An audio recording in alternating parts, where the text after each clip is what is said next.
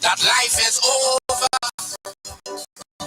just because we throw a few pennies. Everything is lost, so we fighting to get back something at any cost. But while we fighting and we fighting just to get back that little something, we forgetting we know nothing of this world in which we live in. Someone greater put this world together. In times of plenty, we must be grateful. In times of sorrow, we must be strong. In times of joy, we must be thankful. For life really have its up and its down. In times of disaster, we must be racism out the way. And if you listen to this watchword from your lover, Black Stallion, tomorrow would be a better day, a better day, a better day, a better day.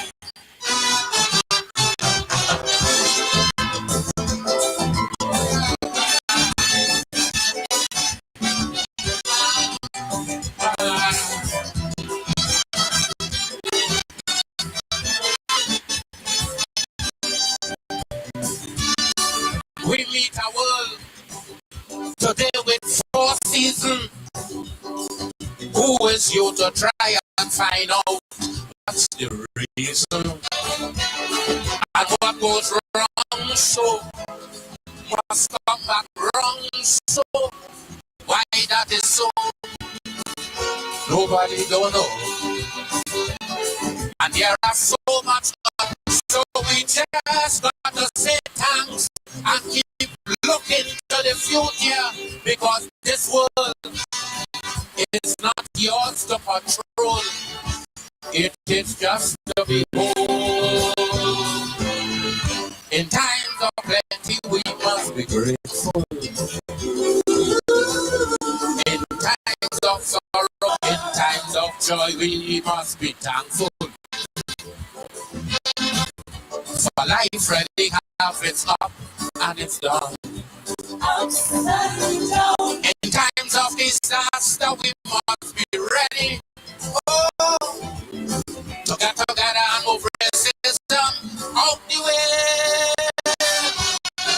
And if you listen to this watchword from your lover, Black Stallion, tomorrow would be a better day for you and you and you.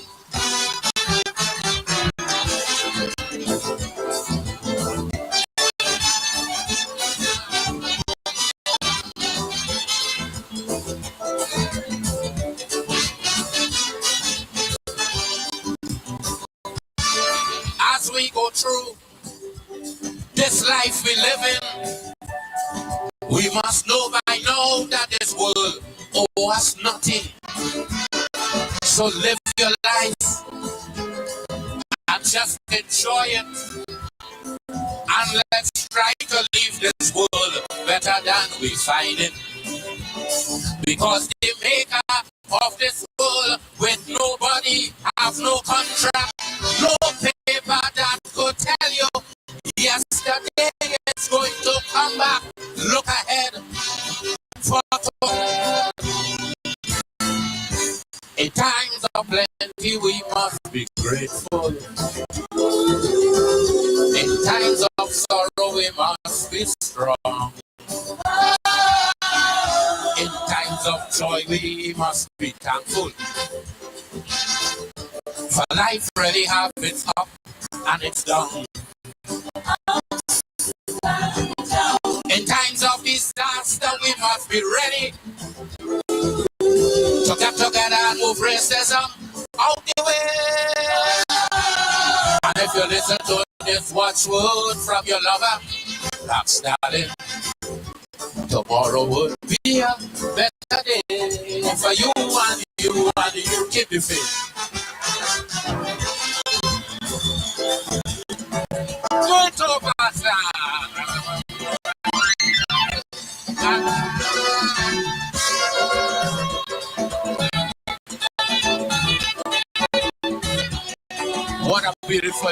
1986. 85. Oi, oi, oi, oi.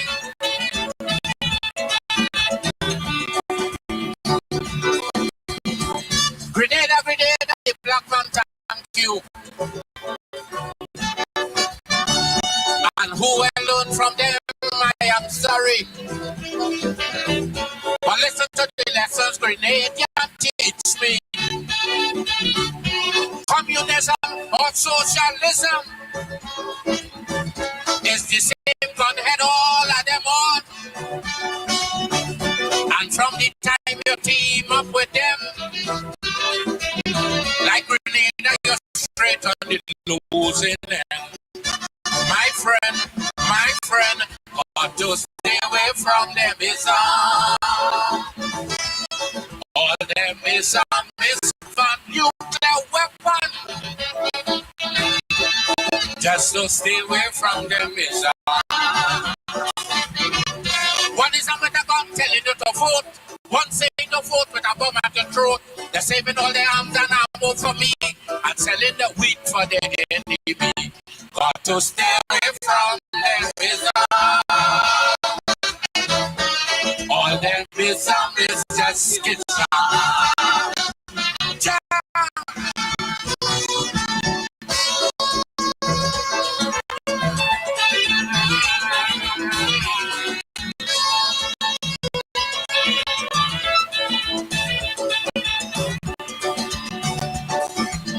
From the time you team with one of them is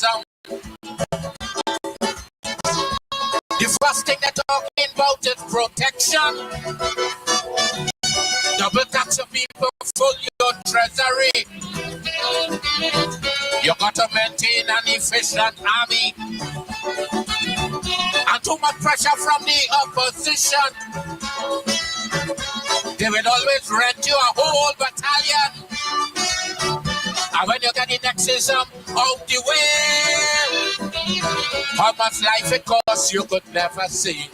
No way, got to stay away from them is all them is confusion. You must have a nuclear weapon just to hold on to your Islam. Rescue mission to help Grenada, rescue mission to Afghanistan, rescue mission going the world over, no rescue mission to South Africa. Got to stay away from them Islam. All them Islam is just schism.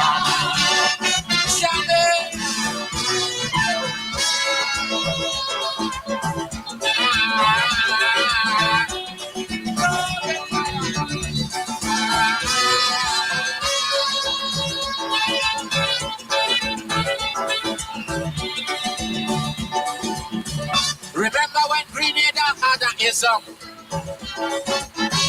that everybody say was mongoose oppression? The other ism just take up some gun and they had the old mongoose back on the run. 4 years later the thing turned back wrong. It's the same mongoose doctrine preaching in tongue. And Grenadians keep suffering evermore. All the taxpayers' money going for war and more war and more war. Got to stay away from them Islam. All them Islam is confusion. You must have a nuclear weapon just to hold on to your Islam. They say how to keep forth from politics. Every year they boycotted Olympic. And while we arguing about who good and who bad, they've gone out in space and exposed the flag. Got to stay away from them Islam. All them Islam is just schism.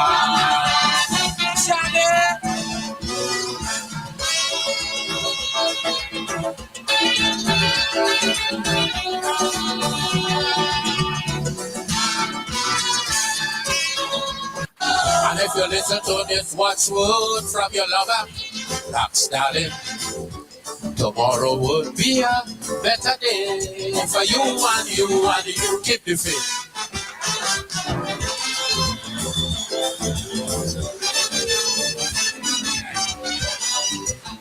Go it over, sir.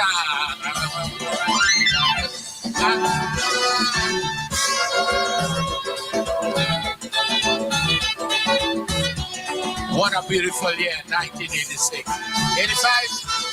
Oi, oi, oi, oi.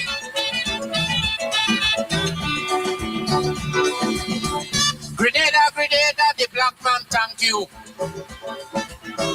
Grenadian teach me my greatest lesson. And who will learn from them, I am sorry. But listen to the lessons Grenadian teach me. Communism or socialism is the same gunhead all of them on. And from the time you team up with them, like Grenada, you're straight on the losing end. My friend, got to stay away from them is all them is a misconfusion. You must have a nuclear weapon just to stay away from them is One is a better gun telling you to vote. One saying to vote with a bomb at your throat. They're saving all their arms and ammo for me and selling the wheat for the enemy. Got to stay away from them is all them is just skits.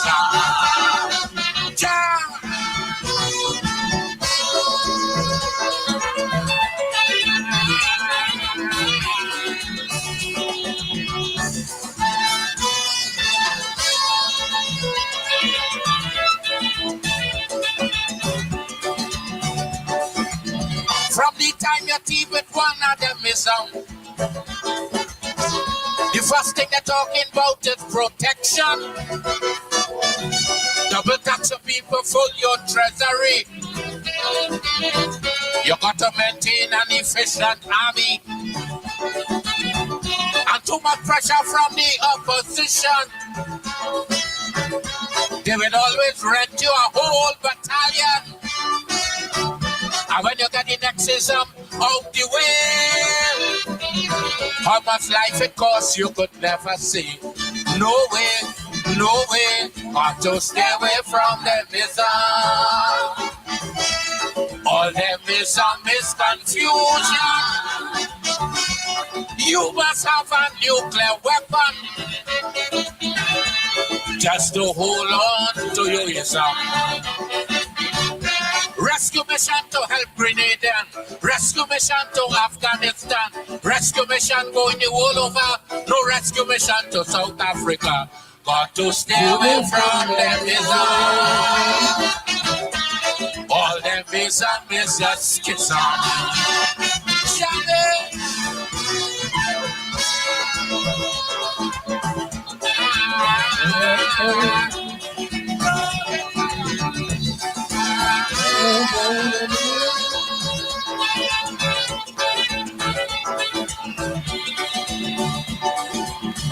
Remember when Grenada had an ism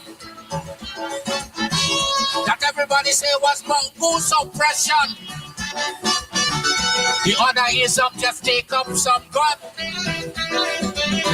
and they had the whole mongoose back on the run. 4 years later the thing turned back wrong. It's the same mongoose doctrine preaching in tongue. And Grenadians keep suffering evermore. All the taxpayers' money going for war and more war and more war. Got to stay away from them is all them is a misconfusion. You must have a nuclear weapon just to hold on to your ism. They say how to keep forth from politics. Every year they boycotted Olympic. And while we arguing about who good and who bad, them going out in space and exploding flag. Got to stay away from them is All them is that schism.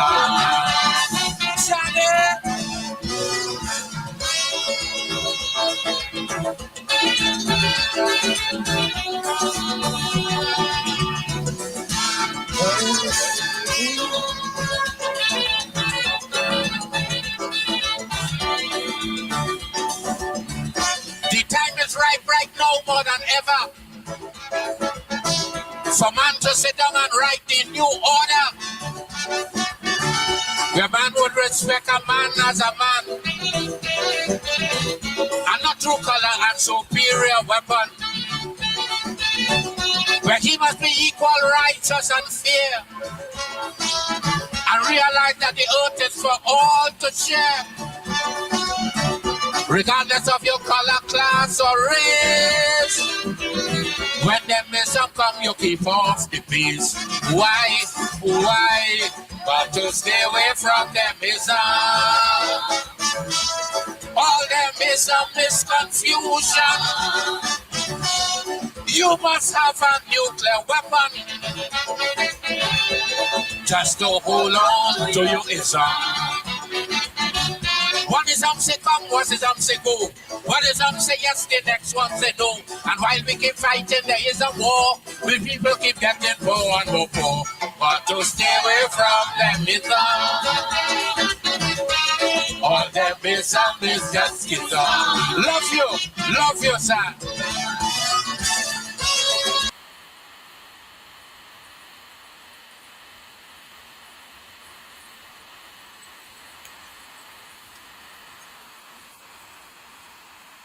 Oh, yes. Dr. Leroy Callis, the Black Stallion, the black man himself. One of the great calypsos. There's so many great calypsos, but that one, of course, chronicling an important period in Caribbean history, the Grenadian Revolution of 1979-83. Black Stallion offering a trenchant critique of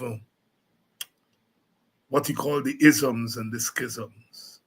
At first glance, one may think that he is saying to us, stay away from ideology.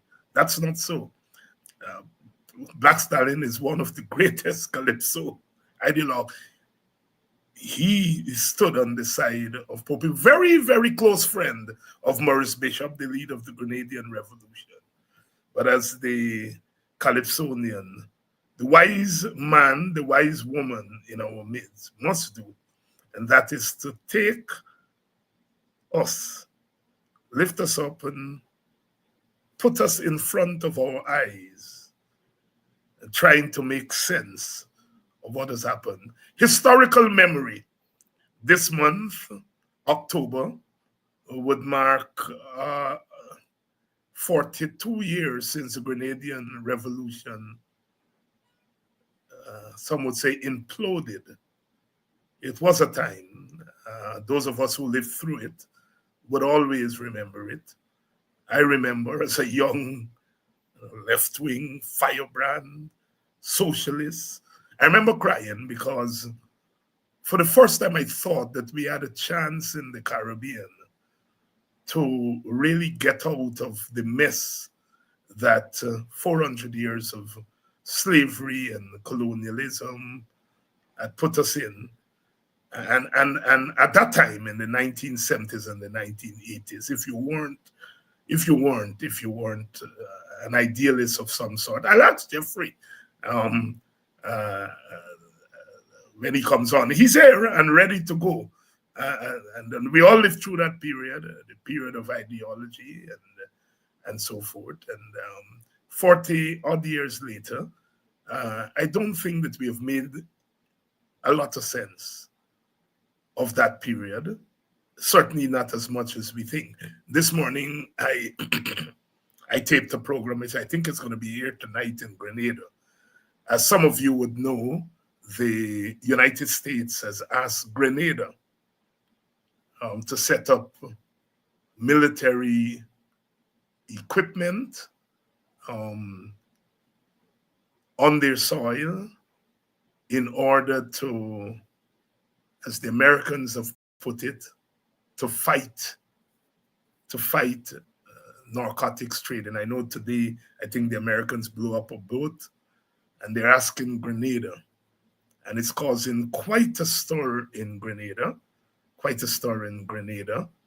from what I have gleaned from listening to programs, calling programs. The Grenadians are saying no. They're saying no. And the Prime Minister has not made a decision. I understand military experts are on their way, if not yet in St. George's. But we know what has been happening in the so-called Southern Hemisphere. And here we are, once again, these tiny dots in the Caribbean Sea.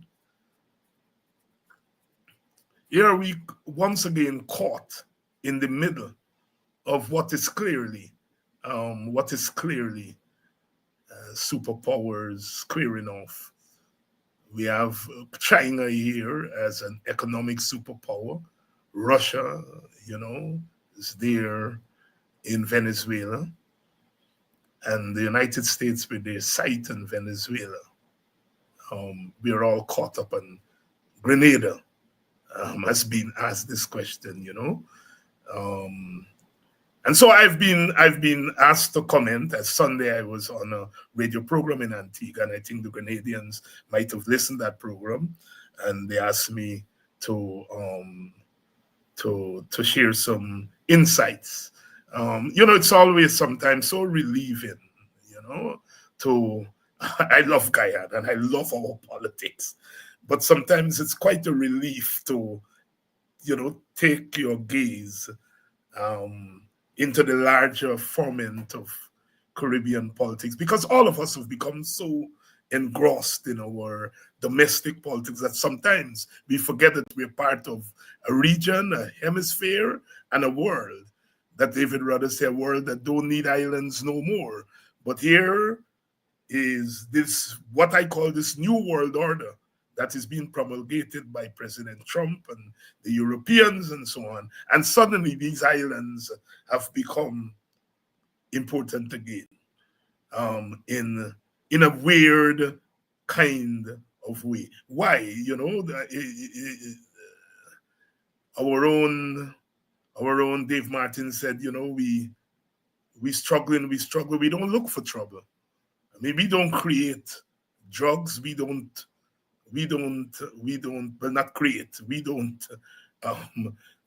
provide drugs for America. There's a demand in the north, there's supply in the south, and we are in the middle. We don't trouble nobody in the Caribbean, but now here is Grenada, 42 years after an American invasion, is being asked again to be part. It's the unkindest cut for small countries which don't trouble nobody. But we'll talk more about that. We don't talk a lot here about hemispheric politics and regional politics. And we have to correct that because we are not an island. And we are part of a region. Remember, we were Caribbean before we became Guyana,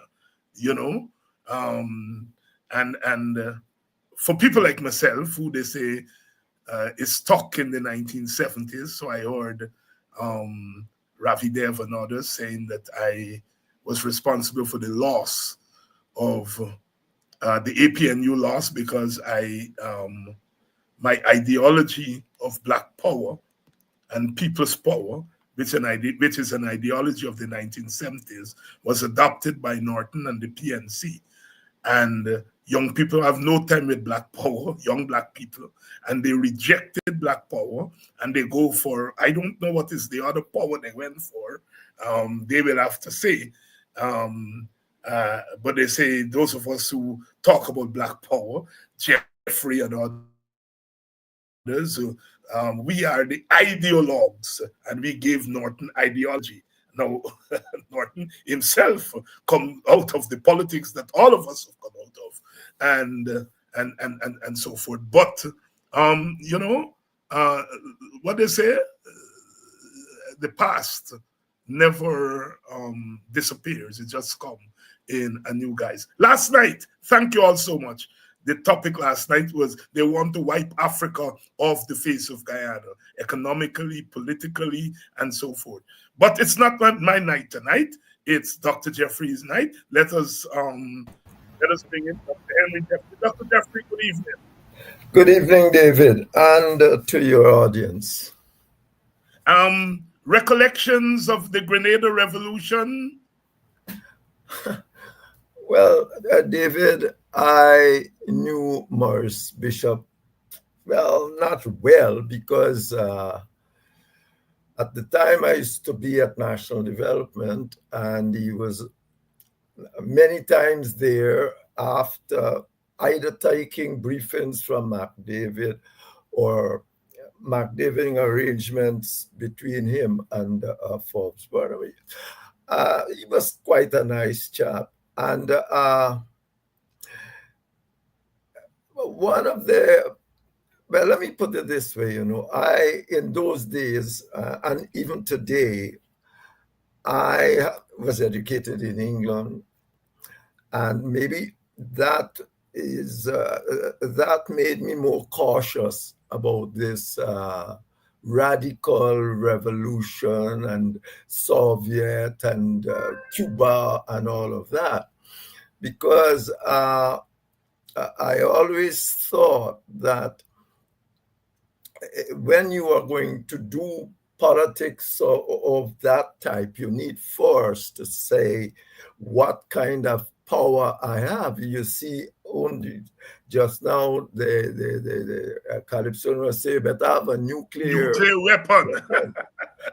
I told the professor that I am coming back to Guyana and I want to go and do an MSc in cooperatives. And he said, he was trying to get me to go to Buffalo to do something else, public administration. I said, no, I want to go to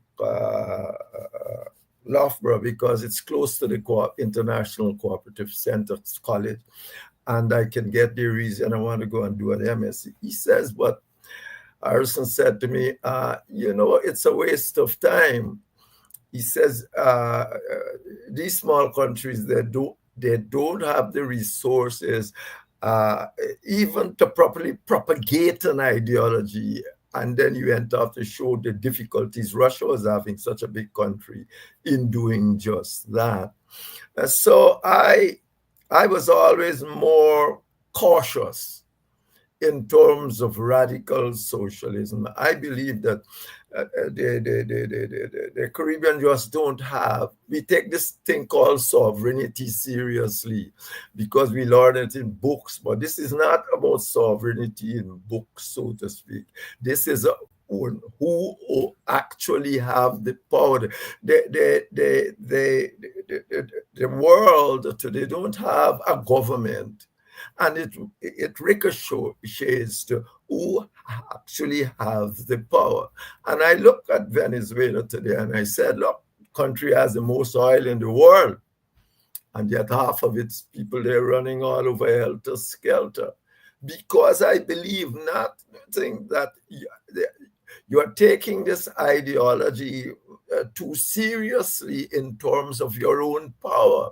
You are not going to change the world. What you have to do is try to live within your context in a decent fashion. Barbados and so on.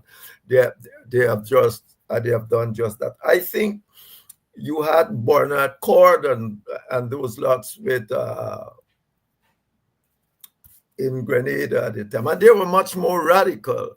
And they thought if they got rid of what's his name, they can just take over. And the result was the thing where Eugenia Charles helped, and the whole thing was overthrown. You have to take this thing about sovereignty with a pinch of salt. It is not a carte blanche. You can be doing anything you like in your own country. Look right here with Cheddy Jagan.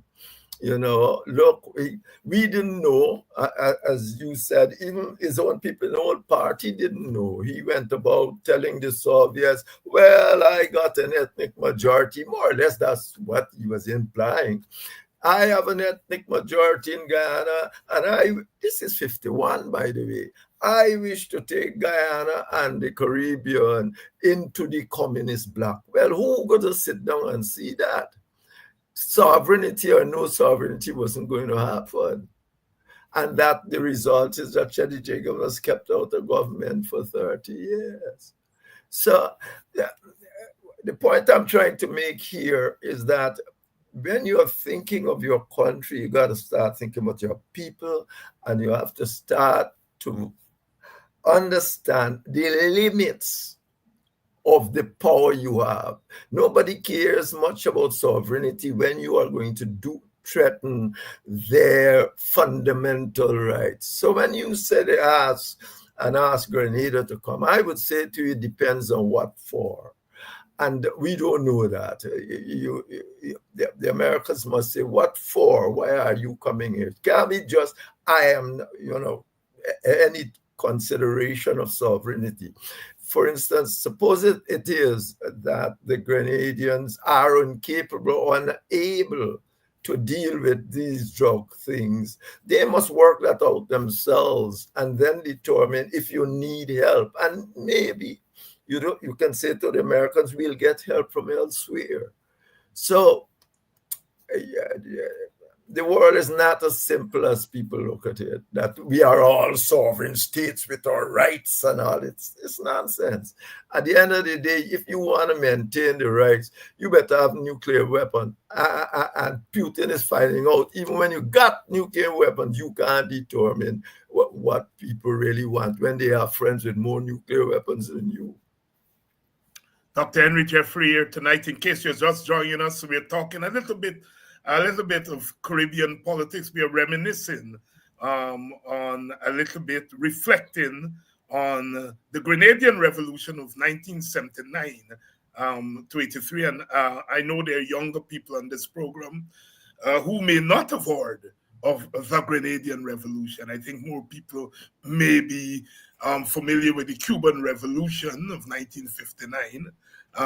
But there was a Grenadian Revolution 1979 when a set of left-wing people in the New Jewel movement, led by Maurice Bishop, overthrew the Gary government. And that was a time of ferment in the Caribbean. Patrick John of Dominica was kicked out of power. There was a revolution just next door to us in Suriname, where some soldiers took power in early 1980. And all over the Caribbean, there was a rebellion in Union Island, St. Vincent, where some Rastafarians took up arms and wanted to secede. The Union Island to secede. It's one of the Grenadines island to secede from St. Vincent. In St. Lucia, there wasn't a revolution, but they went to the ballot boxes, and some left-wing people led by George Odlum came to power. That didn't last. It lasted for 3 years, and then it was back to the status quo. And of course, we know of Michael Manley's 1972 to 1980 democratic socialism. Eventually was kicked out of power with the help of the CIA. In our Guyana, Burnham survived, and Jeffrey would know that more than I do. But by the time the Grenadian Revolution came to an end, Burnham had seen where the wind was blowing and had begun to make overtures to Chedi Jagan, or the other way around, and there was talk of a power-sharing government. But that was a time in the Caribbean when we experimented with alternative forms of governance. In England, they used to call it the third way. Jeffrey would know a lot about the third way. Here we talk about non-alignment, anti-imperialism, etc. But with the end of the Grenadian Revolution in 1983, the Americans made it clear that was the end of revolution as we knew it in that time in the English-speaking Caribbean. Jeffrey, what? Give us a sense, if you can, and if you would, because I think you were. You'll tell us whether you had left by that time, or you were still in the PNC. What was the conversation like during that period as this thing was unraveling? Well, remember, as I said just now, you had a situation in which the West must have come upon information of the intent of Chedi Jagan. And so Barnum himself, all right, let's go back a little bit, because even now people talking about Jagan and Barnum come and John Jagan. Jagan could not have controlled the urban areas. And the result is he asked the Communist Party of Britain to help him find somebody, this radical socialist there. And they're the one who found Barnum. And apparently, one of the quarrels between Jagan and Barnum apparently was because they told him he was going to be chairman. And when he came here, by which time he came, and more marches happened. And Chedi became quite more popular. Chedi, remember, in socialist theory, the urban areas are of importance, the proletariat. And Chedi became quite popular. By the time Barnum arrived, probably, it looks like that was the quarrel that led him to the breakup. By the time Barnum arrived, Chedi became popular, and then they offered Barnum the chairmanship, but they got this thing called leadership that Chedi was. When they told Barnum he was going to be chairman, apparently he thought he'd be leader, because he saw that as the leader. So he came, and apparently that I think it's Ashton Chase or somebody had to resign as chairman. Yeah, Ashton, yes. To make him chairman. And the result is now you have Chedi Jagan as the leader. And that is the first quarrel that has happened. Indeed, in the 1953 election, nobody was certain if Barnum was going to even turn up to swear in as Minister of Education. So in that period, these chaps were radicals. From the little I've read and seen, the old PPP was radical. That was their thing.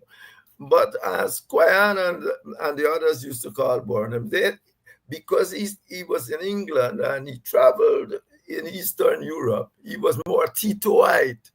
He was a radical, but he wasn't tied strongly to the Marxist orientation. He was more Titoite, wants to do his own thing, wants to travel its own road, and all of that.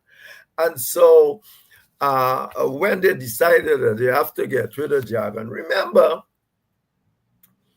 when they start talking about independence and all of that, even I think you said Guyana knows this, it wasn't strictly a matter of getting rid of Jagan, but they wanted to curtail his power. Because what's happening now has some relevance in the sense that, when you have decided that you are going to do something, you as I said just now, you have to think of the limits of how far you would be allowed. You can't try to use elections, because that's it, not necessarily democracy, is ethnic voting, to say, I'm going to carry the entire Caribbean and Guyana into the communist camp. And that is infidel with the rest of the Western world. as they say, if it's one time when you can overthrow somebody and throw them out, is if they try to use democracy to end democracy. And effectively, that is what the PPP was suggesting at that time. While Barnum was much more a socialist, and Barnum refused to join their group, you know. They called Barnum thing and so on at that same Park Hotel. And I was told this by my reliable sources that Barnum refused to have anything to do with it. But the argument was, if there's not this Barnum, there would have been another one, because they had no intention of the PPE doing or what it has done or what it was planning to do. Not at all. And they did have firm shared governance and all sorts of things to try to mitigate that situation. So that, but Barnum did make the same mistake, Cherry Jigan. I'm telling you, ideology, maybe your Calypsonian is right about this. Same mistake. Once in power, he's deciding now that, hey, 1976, was it? 74? 74. Declaration of Sophia. I am going to, our party is a Marxist-Leninist. Suddenly, and but bad luck for him, Reagan come to office in 81 or Ronald 1980. Reagan. Yes, 1981. And that was the end of his Marxism, Leninism, because Reagan took him on. That again demonstrates about this thing about sovereignty. It has its limits. It's not, we are sovereign. We can do whatever we want. And it is not going to be. You're not sovereign in that way. Effectively, you have to look around you. You have to have and see how the power shifts and all of that before you make any thing. And Barnum almost end up at the same place with Chetty, because now Reagan come to power and was troubling in town. So that is more or less Norman Manley in Jamaica too. He was Michael Manley. Michael Manley. Yeah. Radical socialist, same story, you know. But you have to realize what they are teaching you in school about sovereignty and all of that is theory. At the end of the day, there's no world government, and the people with the nuclear weapon, as he says, they got the upper. Yes, Dr. Henry Jeffrey here. You know, about 15 years ago, the Caribbean Studies Association, an annual conference that we all went to, some of the elder scholars made the argument that you're making, is that for us in the Caribbean and for small states, we are not sovereign. And I remember those of us who were younger, coming out of the 1970s and 1980s, were shocked that here were our leading scholars really saying that the Caribbean doesn't have any sovereignty. And we eventually, I think, learned I would say the hard way, that indeed, sovereignty in a real philosophical and practical sense doesn't exist, because it can be compromised at any time that those who have nuclear weapons and control the world decide that it should. And I think we have come full circle. Here we are again with President Trump, Donald Trump, deciding that he's going to update the Monroe Doctrine, and the Caribbean is laid bare as far as our sovereignty is concerned. We are realizing that either our sovereignty is limited or it don't really mean much once the superpowers begin to square off. Please share the link, because we are going to get to Guyana. Dr. Jeffrey, your column this weekend caught my eye, as you usually do, but it also caught some other eyes. Norton and Campbell must lead democratic revival, says Henry Jeffrey. You have been talking about the quality of democracy in Guyana, and how it is being undermined. But this is a bold statement, is that you're saying Norton, who just lost an election big, as we would say, who led the People's National Congress to its lowest percentage of the electorate in its entire history.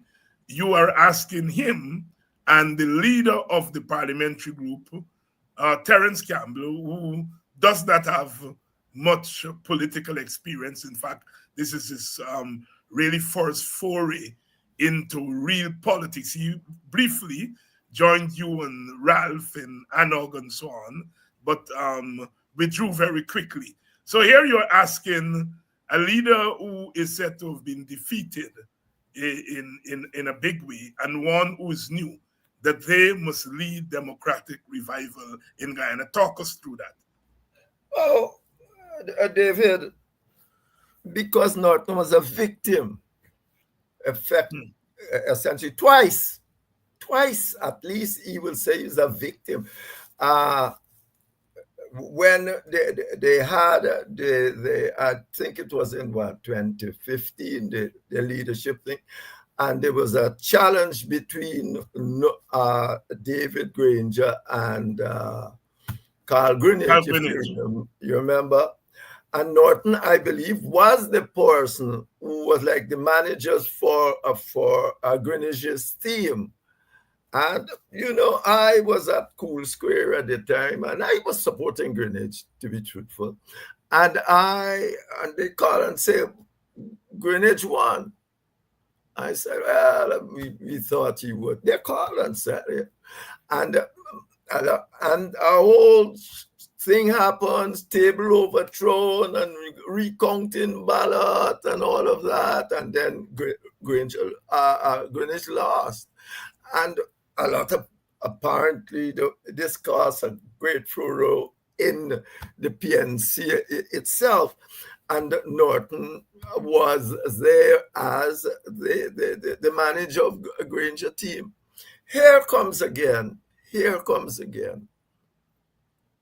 a situation in which Norton went to the polls.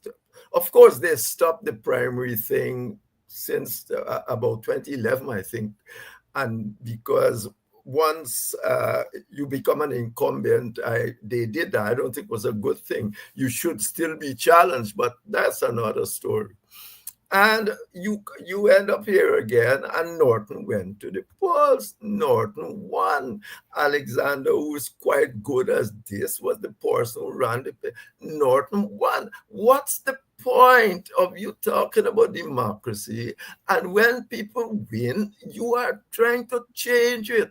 If I go to a meeting, if I go to a party thing to vote, I'm voting for some people. When I lose, my job is to say, well, I've lost.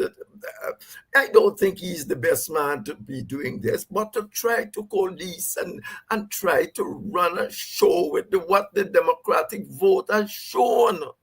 And I think I said that because I think Mr. Norton was a victim of this. This outcome here it's for 2 years. People, all the times before elections, since Norton, it's years that people are after him complaining. When, as I said on your program, even raising issues of rape and all of that. When people do these things, you say, what is going on here? Didn't this man win an election? Didn't one of their own people who's on election come and say this man won? You just you just can't throw away people when you feel like if you're in a democracy. Democracy, as I said, there is a freedom in the social setting. People, we like our individual lives to do what we like, but we are social beings. And in a society, my democratic right is what makes me free. So if I go and vote for Norton, and you just can't believe that, overthrow him in some way, going to him, you're going to Norton and say, give up my decision. It's my decision that he should be. You're really asking him to give up so that we can win or give up because you're not the right kind of person. It's got to be. There's nobody else because the old guard and the PPPNC were the ones that was doing win. What win one, if you want to call it that, as a sham. There was nothing. Because this is what Norton went through with that. Oh God, where were they at election time? When you talk about the PNC went to election, I always smile which PNC went to election. Half, maybe less than half of the PNC went to election. So at the last minute, the others were just bailing and going to win and going and say that. And, come on. So you can't judge nothing, the future, from what happened at this election because of the struggle that Norton put up for his democratic rights. And nobody should, and that's why, indeed, that I said that he should lead it. He has a right to sit down now with Norton and make the PNC. It is the most democratic country party in Ghana. This couldn't happen in the PPP. They're democratic centralism. They close down democracy before it starts. But the point is that he has gone through this, and he has an obligation in a sense, because political parties themselves must become democratic if we are really to have a liberal democratic order in Guyana. Dr. Jeffrey, let me pin you down because some people, some of who I have great respect for, have characterized this win, the movement of some of the voters from the PNC-based African Guyanese to win, as a popular rebellion. Would you use that characterization, that description? Listen, even if you wish to use it, you can't use it in the context of what occurred. I just told you what occurred. Yeah. It is not possible for you to make much of wins. First of all, you are, as a student of politics, no, you don't make any, you should make any extrapolations from one election for a start. Right. Good. And afterward, this is not even half election, so to speak. What are you going to extrapolate and talk about all of that? I think that anybody not made a great showing given what he faced. Half the PNC, the old guard in the PNC didn't put a foot forward to do proper campaigning or nothing. Let that happen in the PVP and see.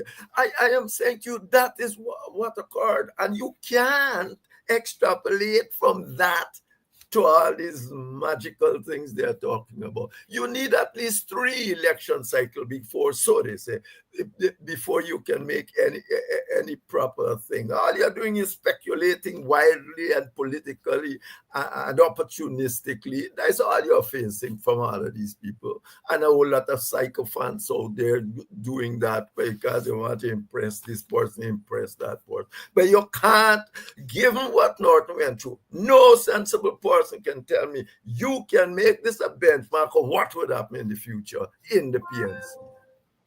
What would happen in the future in the PNC? Please share the link. Dr. Henry Jeffrey is here tonight, and of course we are asking real questions, not those simplistic questions that you see. And I don't mean to be disrespectful to people, because everyone has a right to use whatever platform they have at their disposal to ask questions and to raise issues. But on this program, we tend to go beyond the obvious. And as clear as you have been listening to me over the last couple of weeks, is that I share Dr. Jeffrey's view. This whole thing that racial, ethnic voting has come to an end and so forth, that we have pushed back against it. I am not sure whether you read Comrade Ralph's column this week, in which he sought to deal with the question of ethnic politics. Yes, I And did. yes, and he talked about moderation, that the PNC has to moderate, and that Why Campbell. don't the Indian people moderate and vote for the blacks? Okay, okay, But take it you away. Take it have away. a situation where almost to a man they voted for the PPP. Almost to a man. Well, I say man, woman, right? Yes. Nothing. And the PPP, the voting population in this country, don't worry, that's 700 something. It's about 515, 513,000 people. And almost to a man, the Indians vote for the PPP. Now you tell me, if racial politics done, why do they vote elsewhere? That's right. And Ralph, who obviously I have a lot of respect for his insight, but he avoided that issue. He made an analysis of ethnic politics, but only talk about what happened among African Guyanese and completely ignored what happened among He's Indian not Guyanese. alone. The PPP wants to feed black people the nonsense that ethnic voted finished, but they got their people voting ethnicity and selling it in their communities every single hour of the year. But they want black people to buy into that nonsense. And it is totally not necessary. Because, I mean, ethnic voting and no ethnic voting should not go. Suriname, the Jukers and all them, they don't vote. Who cares? What you have to do now, that you have to have the system of governance that takes that into consideration and neutralizes it. It is not for tell people don't vote for your race, don't vote for this and don't vote for that. They vote for who they want to. But the PPP wants to do that because it had a domination and it has socialized its people into this racial voting, and they are continuing it. And so that is why it is doing it. And it and its minions are all over the place that racial voting finished. The easy answer is, why then did the Indian people vote for the PNC? Are they all racist? The other view is that the view held by people like yourself and myself, in that we highlighted the economic dispossession of African Guyanese, the disempowerment of African Guyanese economically and others, that they're saying that that message is partly why the PNC lost the election. So why did the blacks go and vote for the PPP? That's right. Why they ain't go and vote for the PPP? The PPP ain't get no significant votes from. They get them from the Amerindians, who they have been suppressing for all this time. Not me saying so. The Amerindians going to an international community and saying that the PPP is suppressing their group. So not me. I look at the African Guyanese and look at them, and I know that they've been doing it for 20 years. They have been doing this drive from the Linden Fund to everything else. I put in athletic track in Lenora, every single destroying all the TVET institutions in the villages. When black people, as Indians, were in agriculture, Africans were in trades and so on. They destroy all. They try everything possible to stagnate. And that's why perhaps Mohammed knew, because he was their friend. And that's why he knew he can use some money too. He can use some money and deal with it. So no. PPP says, what? It's the PPP who drove black people into poverty deliberately. And I've said it 100 times. I've said it. You do an ethnic disparity analysis if you wish. You are the government. You got resources, do all sort of crap. If people are spinning it around, going so far as to call you an apartheid state, do call and have an independent ethnic disparity analysis. It is not much money, well, not even $1 million US dollars. So what are you doing? And to have to demonstrate quite clearly that there is not so, but they would never do that. for obvious reasons. Good evening to all of you who have joined us, whether you're joining us from Guyana. A special shout out to the people of Anse Grove. I was reliably informed that we do have lots of friends in Anse Grove, and I paid a visit there last week. And I have to come back to Anse Grove, but to all the sisters, mostly sisters, but there's some brothers there who support our brand of politics, and we want to say thanks. Good evening to you, Anse Grove. Good evening to all of you. Those of you who are joining us from Linden, a special good evening to you. And of course, our sisters and brothers in the diaspora who continue to keep the faith with Guyana. Dr. Jeffrey, last week, the Americans revealed that they have indicted the Mohammeds, and it caused quite a stir in Guyana.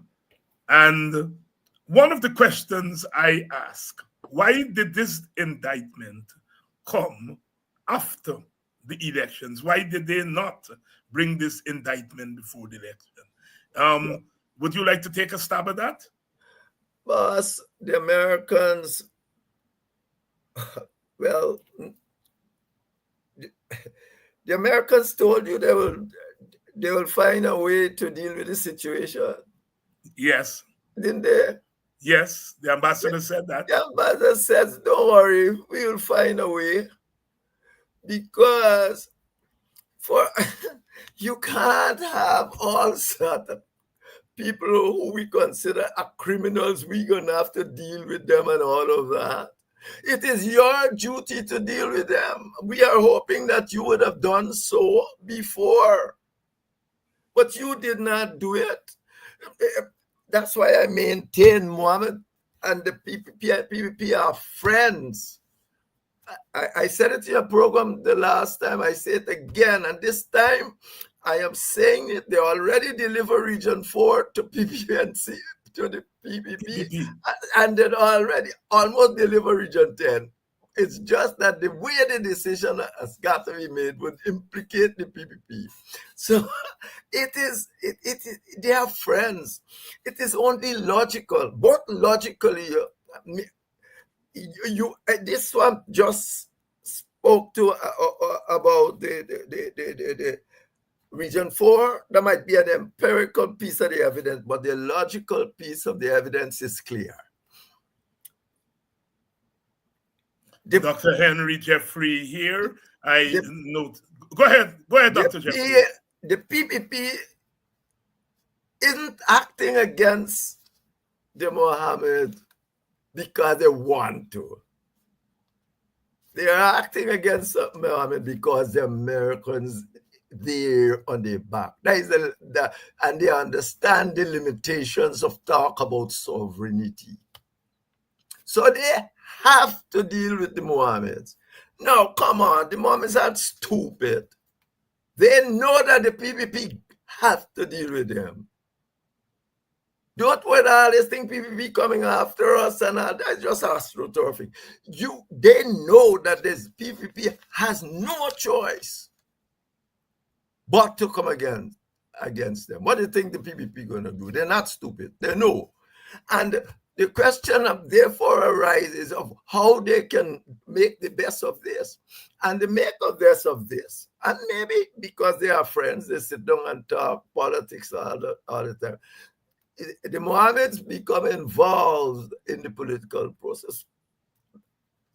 Firstly, historically, that's not new. If you go New York and let you go, all the gangsters in New York, when they make up a lot of money and things, they just try to buy over the local community to secure their own security. You know that from Al Capone right down, it was part of the process. If you only got to look at the old gangster movies to see them doing this all the time, and they must be still doing it. So it's not new for people like that with money to get into politics and try to buy over people. But given the ethnic divisions in the country, they could have done the PPP a great favor. The truth is, how the old guard of the APNU behaved, ingratiated themselves in the whole process. Mohammed got more votes than he would. Mohammed got more votes than I thought he couldn't get that amount of votes. He ended up getting more votes than we thought he had. But the African votes went for Mohammed and not for the PPP, as their 20 years story was trying to make it out. And that is where we are. So up to December and the end of this and the beginning of this year, the PPP was still giving Mohammed money.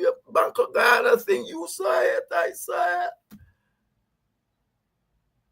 They were not treating Mohammed as the Americans thought. If we say this about the man, this is what you have to do. You got to raise cases on. If you wouldn't indict him, we will. And that is where we are at. Yes. Dr. Henry Jeffrey, thanks again for your insight, and welcome to all of you. Brother Leon Saddle from Ansgrove. Yes, Leon, we met here in Buxton, and whenever we go to Ansgrove, you're not there. Good evening to you, and good evening to Ingrid Hamer, another Ansgrovian, and Stacy, another Ansgrovian, and all our Ansgrove sisters and brothers who are on. Sister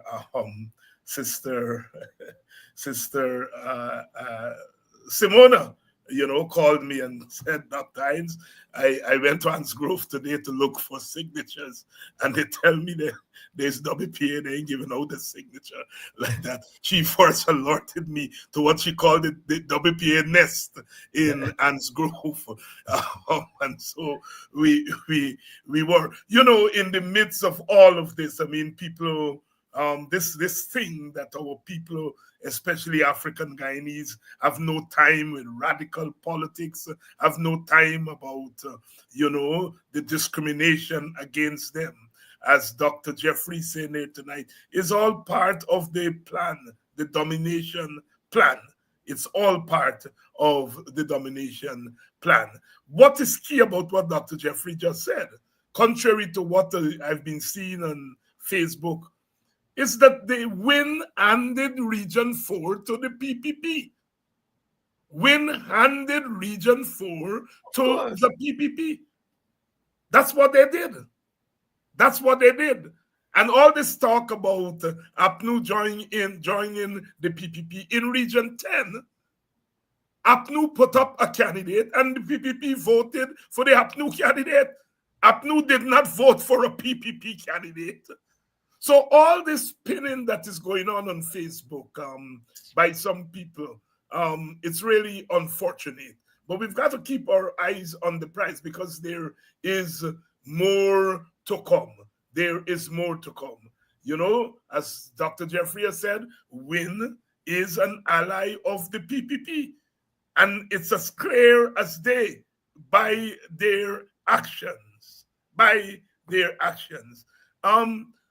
Dr. Jeffrey, this whole business about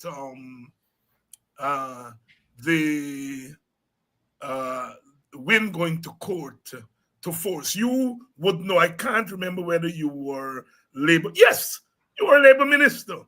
Mm-hmm. So what has developed there in Linden, where it is said the minister has to cast the casting vote, and WIN is objecting to that and saying there should be a runoff. Educate us a little bit on that process. I am. There's not a Ministry of Labor problem. Essentially, that is all the local government. Sorry, and all the laws APNU put into place. Yes, it's y'all put all them laws into place. You put a local government commission without making it an independent commission, left it in the hands of the politicians, and now when the politicians use it, they're complaining. And not at the time, people did not say, look at these things. Indeed, there are things that Those laws got some very serious difficulties. People don't even realize it yet. But I'm saying, I mean, that is not a labor issue so far Yes, as yes. I'm I concerned. mistakenly said labor. I meant local government. I meant Yeah. local government. So yes, it said that the minister will make the final decision because APNU must think they're going to stay in power forever, so they can always make the decision. Yeah. I don't wait. Anytime you can stay in power forever, you don't live in a democracy. You don't. So first thing you have to do is make proper arrangements for when you are out of power, because power has to be dispersed first, and then governments have to change. Anytime you got government doing the same thing all the time, I said it's not a democracy. Voting is not a democracy. Yeah. The court, Dr. Jeffrey, handed down, upheld a no-case submission by the lawyer for Takumo Ogunse. But it said a couple of things.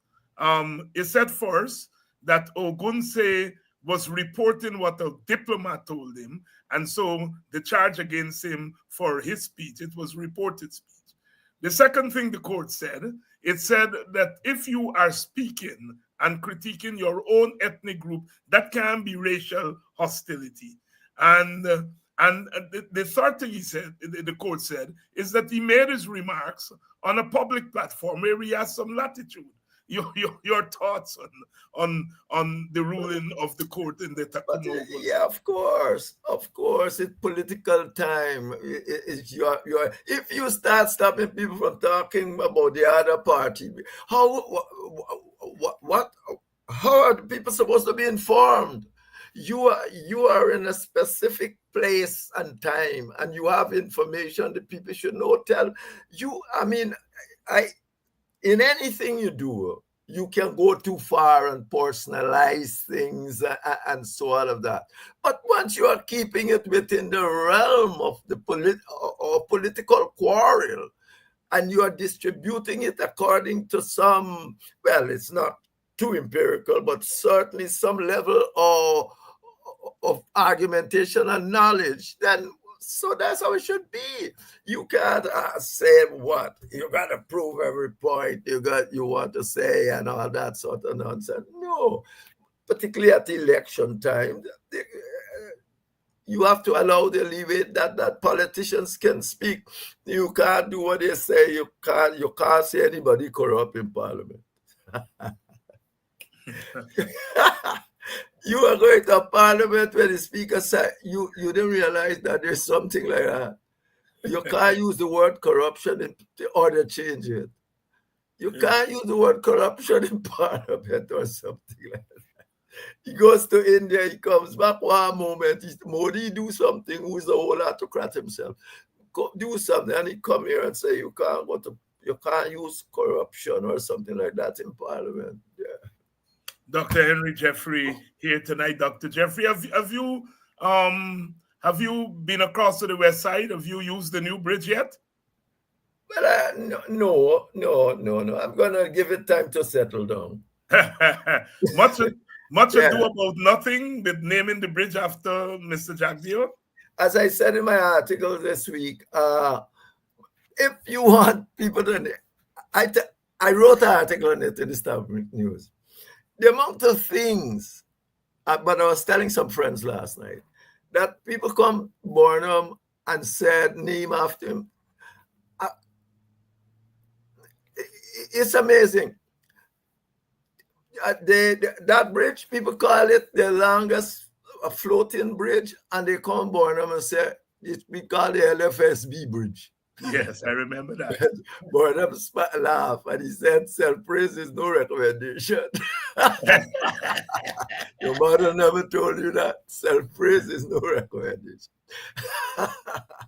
Anyway, but he laughed. You realize President College, I wrote an whole article in Stanford News. You know President College started as Randy Chandy Singh got up one day at Central Exec and said that we was Lenin anniversary or something like that, and said the party should name something after Lenin, and he chose the primary school at Success. Because remember, Aqaba was next door, I think. Yes, But, yes, yeah. yes, yes. So he came up with this thing. Everybody seemed to agree. All right, well, next week we're going to talk about how this can be figured out and so on. Kit Nascimento must be know he was around then at the time. You know, by next week somebody says, why we going to have a school, a college to Lenin, and we have our own president, and we don't have a school for him, and we ain't got nothing like that for him. The school should be called Forbes Burnham School. Burnham.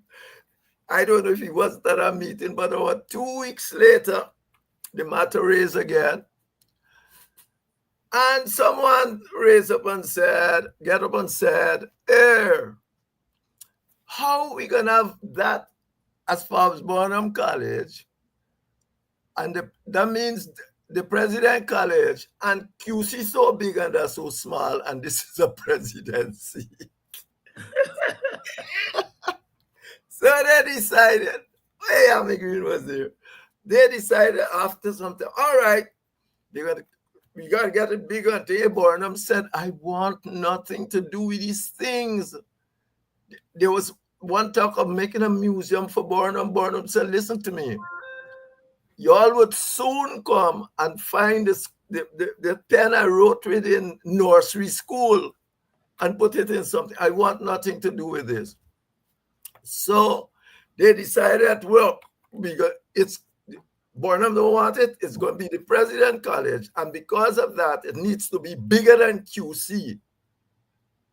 That's how you have residential and all that. You think it's two things people just come and tell you must be named after you, and if you want to take it on, take it on. I mean, I know Bart want to be called but Bridge after you. And this is a dangerous time to take all these things, people throwing them down all over the place, breaking up all sorts of statues. You must be got to have a good background to go and take these things. Ernest Elliott is saying he was at that meeting. Yes. Good evening, Ernest. Old PNC man. Ernest said he was at the meeting, Henry. So we know Dr. Henry Jeffrey is not lying, because we have an old PNC man named Brother Ernest Elliott from Golden Grove, Haslington, the Backless area, saying that he was at the meeting. Dr. Jeffrey, as usual, it's always a pleasure having you and for you to give your insight on these matters. It certainly is something that we look forward to every other Tuesday. Thank you very much, my brother. And thank you very much for having me, you and your audience. Thank you very much. Dr. Henry Jeffrey, one of our more popular guests here on Politics 101. We are keeping on, and exploring all of these matters. We started off tonight with the Black Stallion, isms and schism, Grenada. It was in the month of October in 1953 also when the British invaded the then British Guyana. We were still a colony. We had gotten adult suffrage, and for the first time, adults could vote, and they voted for the United PPP. Burnham, Jagan, Quayana, all of them, Martin Carter. They were all in the PPP, and they took power after winning the election with 60-something% of the seats. And they served for 133 days. And they passed the Labor Act, which was going to give trade unions the right, or give workers the right to form trade unions. And the British, pushed by the Americans, invaded Guyana after the government was there for 133 days. A number of the ministers, Sidney King, Martin Carter, were imprisoned and so forth. Guyana had an interim government from 53 to 57. We didn't have a constitution during that period. Some quote unquote what we call civil society people govern the country. Of course, between 53 and 57, in 1955, we had the first split in the PPP when the Burnhamite faction left. Forbes Burnham, J.P. Latchman Singh, Jaina Ryan Singh, and a number of Burnham supporters in Georgetown left. And then there was a second split of the PPP in 1956. This was when Sidney King and Martin Carter, Rory Westmus, and so on left. So there were two splits between 53 and 56. We did not get elections again until 1957. So the Americans invaded in October of 1953, invading their own colony because at that time they voted the legislation to give workers the right to organize in trade unions. They had also passed laws taking away schools from the churches and making the schools public schools. In 1955, those were crimes that warranted one of the most powerful armies in the world to land troops in Guyana. So we are now what, 72 years after the British landed troops here in October of 1953. Just a little bit of history there for you. It was also in 1953, we had Fidel Castro and others making the first attack on the government, the Batista government in Cuba, the Moncada attack. And Fidel and others were caught and they were imprisoned. And when they came out of prison, they then reassembled in Mexico. And from there, they made another attempt, and this time in 1959, and they triumphed, the Cuban Revolution triumphed. So just some history there in 1953 when the troops arrived in Guyana, the British troops, they used to call them Limeys. They arrived in Guyana. They found Guyana very quiet. They found the cricket match between India and the West Indies at border. And they were told that they were coming to a place where people were tearing up and breaking down and so on and so forth. So just some tidbits of history there for you. October, the PPP like to say October is when they bring back democracy in 1992, but October is more important for us in other ways. Of course, in October 1983 was when America invaded Grenada and put down the Grenadian Revolution. That's what we have in common. One of the things we have in common, Guyana and Grenada. 1953, the Americans invaded Guatemala because Guatemala nationalized the United Fruit Company. And the leader there was Jacob Arbenz. They overthrew Arbenz. 1953, America also invaded Iran and overthrew Prime Minister Mossadegh. 1953, in Africa, the Mau Mau Rebellion. Africans taken to the jungles and fighting back against British troops to put an end to colonialism in Kenya. And it was the Mau Mau Rebellion. The soldiers, the freedom fighters were in the jungle and they weren't combing their hair. So that's where Natty comes from. And the young people in Jamaica, they would see movies with these Natty men fighting the British in Kenya. And it is there that dreadlocks came from.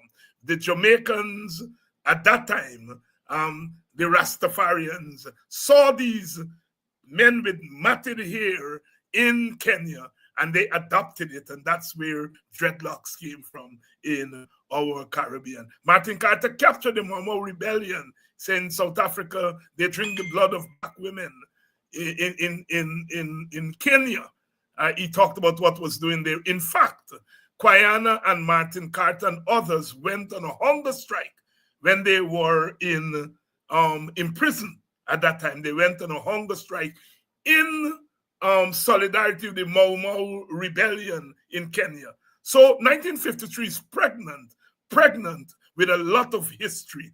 And I know you all get vexed with me sometimes because you all always say that Dr. Hines, you should spend some more time on these things.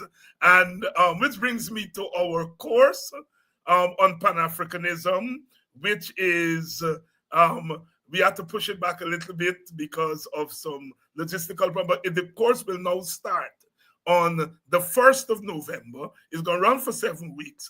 It's going to be on Saturdays from 4 to 6. And it's going to be via Zoom. So please, the information is being scrolling at the bottom of the screen. You can call the number there and enroll. A lot of you have already enrolled, and we are. And talking about Pan-Africanism, it was in October. Ras Tom Dalgetty came to see me here in Buxton last week and reminded me that in October, it was October 1944, was the very important 5th Pan-African Congress held in Manchester, England. And it was at that conference, that Pan-African conference, where George Padmore of Trinidad, Kwame Nkrumah of Ghana, Ras McConnell, who's a Buxtonian from Buxton Front, and he had migrated to England in the early part of the century. He was the financier of the Pan-Africanist movement. He owned restaurants in Manchester. He eventually migrated to Africa and died in Kenya about 20 years ago. He was a Buxtonian from Buxton Front. Ras McConnell, George Padmore, Kwame Nkrumah, they held that Pan-African conference in October, I think October 13th to 18th, and that conference, and it was at that conference that they planned the independence of Africa. They planned the independence of Africa at that Pan-African Congress in October 1944. So this month is important for so many ways. I'm giving out some of the information there, but we will learn about the various Pan-African Congresses, the meaning of Pan-Africanism, and how important the role played by the Caribbean and Guyana. As I said, Ras T. McConnell was the financier of the Pan-Africanist movement. Dr. Peter Millard, a Jamaican, was instrumental in that conference. He was the head of the League of Colored People. And I think shortly after that, our own John Carter became the secretary of the League of Colored People. I don't think John might have been at the 44 conference, but he joined the LCP. Dr. Peter Millard, a Jamaican doctor, medical doctor, he was the head of the League of Colored People at that conference. And of course, the first Pan-African conference took place at Manchester, England, in 1944, 1900, sorry. 1900 was the first Pan-African Congress, and it was called by Henry Sylvester Williams, a lawyer. In those days, they called them barrister, from Trinidad and Tobago, all right, from Trinidad. And he was instrumental in calling that first Pan-African conference. The great W.E.B. Du Bois went to that conference. So the Caribbean has played an instrumental role in the Pan-Africanist movement. And so we are not going to be learning anything foreign. We are going to be learning about our own history.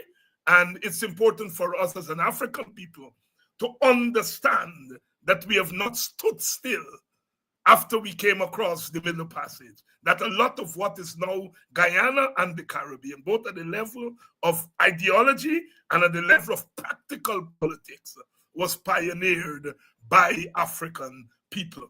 And we will never allow ourselves to forget that. And we will never allow our young people to believe they drop from coconut tree, all right? That they come from a rich history. So that's what this course is about. And I thank the young people. I thank the pastor who pushed me in this direction. Lots to do, but we have got to do it. We've got to do it. And I have a little bit more time now to do that kind of stuff. And so I hear you all, and we are going to make a start. Thank you all, Dr. Jeffrey, as usual, was on the ball tonight. And we are going to be back tomorrow night where we continue to do what we have been placed on God's earth to do. And that is to constantly free ourselves. And in the process of freeing ourselves, we help to free humanity.